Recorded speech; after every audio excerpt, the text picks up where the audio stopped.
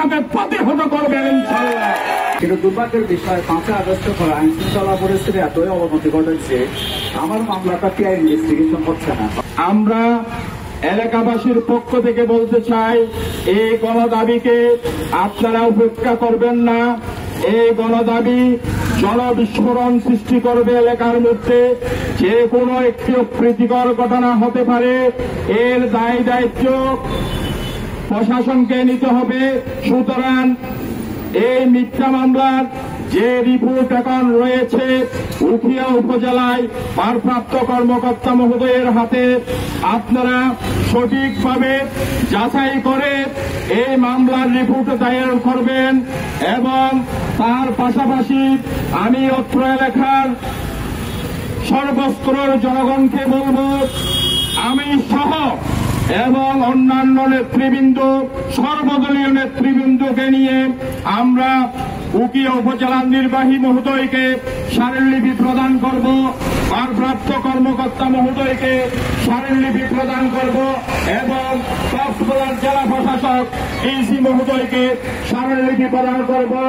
এর বাইরে যদি কোনো ব্যক্তিগত কোন ষড়যন্ত্রের কারণে যদি মিথ্যা মামলায় আমার এলাকা থেকে কেউ আসামি হয়, তাহলে আমরা সড়ক অবরোধ করব, আমরা বৃহৎ আন্দোলন। সুতরাং আমি এলাকাবাসীর পক্ষ থেকে আমি প্রশাসনকে উদ্দেশ্যে বলতে চাই, আমি এই এলাকায় নির্বাচন করেছি, অদূর ভবিষ্যতেও নির্বাচন করব। এই মাটি ও মানুষের সাথে আমাদের থাকতে হবে, অন্যায়ের প্রতিবাদ করতে হবে। এই অন্যায়ের প্রতিবাদ আমরা করে যাব। আপনারা দেখেন, আসেন, তদন্ত করেন কোন প্রকৃতির লোকেরা। এরা একটা হাই স্কুল দিয়েছিল, হাই স্কুলকে পালং আদর্শ উচ্চ বিদ্যালয়কে লুটপাট করে খেয়ে ফেলেছে। তাদের চরিত্র সম্বন্ধে জানেন, তাদের চরিত্র সম্বন্ধে বুঝেন। সুতরাং এইখানে যদি কোন ধরনের হেরফের হয়, তাহলে আমরা এলাকাবাসীর সাথে নিয়ে বৃহৎ আন্দোলনের ঘোষণা দেব।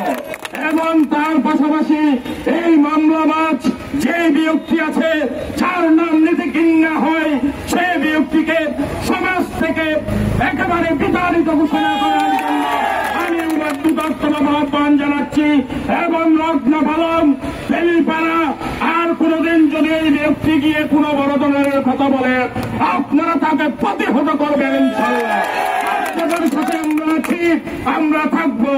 আমার জ্যাঠা নজরুল ইসলামকে দিয়ে জুনের 17 তারিখ আমাদের 2 ভাইকে পরিকল্পিত হত্যার উদ্দেশ্য করে প্রচুর রক্তাক্ত করে এবং সেটা রেগুলার একটা মামলা হয় উখিয়া থানায়। সেই মামলা নাম্বারটা হচ্ছে GR 320।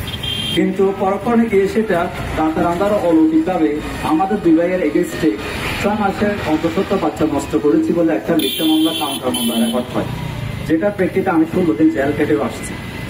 কিন্তু দুর্ভাগ্যের বিষয় 5 আগস্টের পর আইন শৃঙ্খলা পরিস্থিতি এতই অবনতি ঘটেছে, আমার মামলাটা পিআই ইনভেস্টিগেশন হচ্ছে না। অর্থাৎ আমার মামলার আসামি গাড়ি করে এসআই কামাল মামলা ইনভেস্টিগেশন করতে চাই। তারও ধারাবাহিকতায় আমার আরেকটা অভিযোগ উঠেছে, আমার বেটা নাকি মসজিদের জায়গা ঢুকছে। তখন আমি আমার পরিবারের বিভিন্ন সিনিয়র পার্সনকে বলেছি, যদি আমার বছর বেটায় যদি মসজিদের ভ্যাকেন্সি জায়গাগুলো ঢুকে থাকে, আপনারা ডকুমেন্টারি ব্যাখ্যা দিয়ে পরিণাম সহকারে জায়গা বুঝে দিন। শুনেছি পরিচালনা কমিটির মৌখিকভাবে দায়িত্ব পালন করতেছেন জৈনব জহিরউদ্দিন চৌধুরী, কিন্তু আমি জানি না উনি আদৌ ডকুমেন্টারি ওইখানকার প্রেসিডেন্ট কিনা। কারণ আমি যতটুকু জানি ডকুমেন্টারি ওই মসজিদের হত্যাকর্তা হচ্ছে নিকাশন চৌধুরী মকবুল এবং ওনার পরিবারে ওই বিষয়ে তারা পালন করতে পারে। কিন্তু অভিযোগ থাকতে পারে আমার বিরুদ্ধে, এটাই স্বাভাবিক। কিন্তু আমার এলাকার আমার সাথে আছে বলে নিরহ 8-10 জন মানুষকে অহেতুক আসামি করেছে।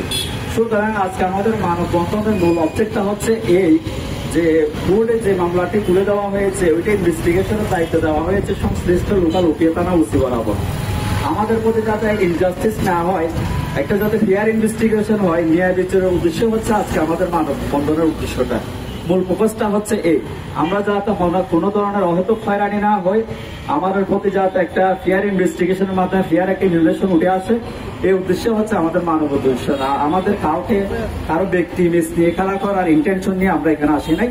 সুতরাং আমাদের মাধ্যমে আমরা সংশ্লিষ্ট ইউনিট কিংবা এসিলেন কিংবা ওসি কিংবা এএসপি বরাবর আমরা সবাই বিবেচনা করে একটু দৃষ্টি আকর্ষণ করবো যে অত্র মামলা আপনার তদন্ত অফিসার হচ্ছে এসআই টিপুতে দায়িত্বভার দেওয়া হয়েছে।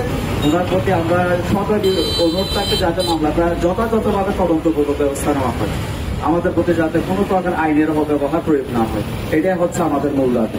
আবুদুল্লাহপুর দখলের মধ্যে জায়গা না দিলে আরা বেকুনে জানি এরপরে আবুদুল্লাহপুর পঞ্চায়েত যখন একটা কথা নইয়ে আরা মানুষ বেকুন আরা সাইবের লাগি চুরাই দিবে লাগি শুরু করতে চুরাই দিই এরপরে আরা চুরাই লাগিয়ে দিয়ে আমরা বলি আরা বারো মানুষ হয়তো একটা মিথ্যা মামলা করছে গাত ধরি 300 ধরি ওই মিথ্যা মামলা ইয়ে তো আরা এই প্রত্যাহার করে বেলা বলি হয় কথাটা আছে আইন দুষ্টাবি জানাচ্ছি। এখন সব এইরকম মানুষ আর সময় চাই হয়তো গিয়ে বেরো বই আর কোনো হয়তো লোক শুনে দিয়ে দেয় ওই মাল মাছ ফেলা ধরিয়ে দেয় বাড়ি ফেলে ফেলে ফেলে এরকম হয়ে গেলে একটু কাশি দিয়ে দেয় মায়ের মানুষ মরিত থাকলে বললেও বুঝতে কাশি গিয়ে বেরিয়ে হতে চাই এখন তো 12 জন বন্ধুরা আসামি করে বিয়ার একটা প্রতিকার হয় বিয়ার একটা দরকার হয়।